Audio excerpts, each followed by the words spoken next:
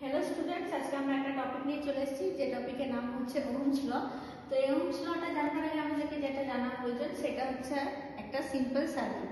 একটা সার্কিট বানাতে গেলে আমাদেরকে কি কি প্রয়োজন হয়, যেটা হচ্ছে একটা লোড বা রেজিস্ট্যান্স, সাথে একটা কন্ডাক্টর, সুইচ আর সাপ্লাই।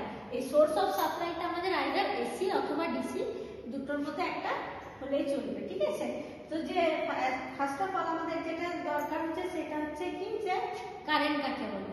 তো কারেন্ট হচ্ছে একটা সার্কিটের ইলেকট্রনসের আদান প্রদান বা ফ্লো অফ ইলেকট্রনসকে আমরা বলে থাকি কারেন্ট। নেক্সট হচ্ছে লোড বা রেজিস্ট্যান্স। তো রেজিস্ট্যান্স কি, যে একটা সার্কিটে যে কারেন্টকে বাধা দেয় সেটাই হচ্ছে রেজিস্ট্যান্স। এবং আরেকটা বিষয় যেটা না বলে না, সেটা হচ্ছে ইএমএফ বা ভোল্টেজ। তো ইএমএফ বা ভোল্টেজ এটাই যে ইলেকট্রনসকে ফ্লো করতে যে সাহায্য করে সেটাই হচ্ছে আমাদের ইএমএফ বা ভোল্টেজ। নেক্সট আসছি আমরা ওহমস ল। তো ওহমস ল কি, যে ওহমস ল হচ্ছে কারেন্ট ইজ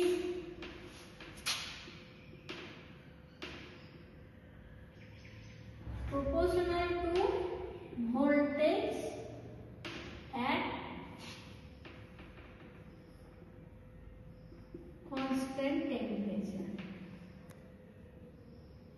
মানে কি, যে অ্যাকর্ডিং টু ওহমস ল এটাই বোঝাইতে চায় যে একটা সার্কিটে কারেন্ট বাড়লে ভোল্টেজও বাড়বে, কিন্তু সেই ক্ষেত্রে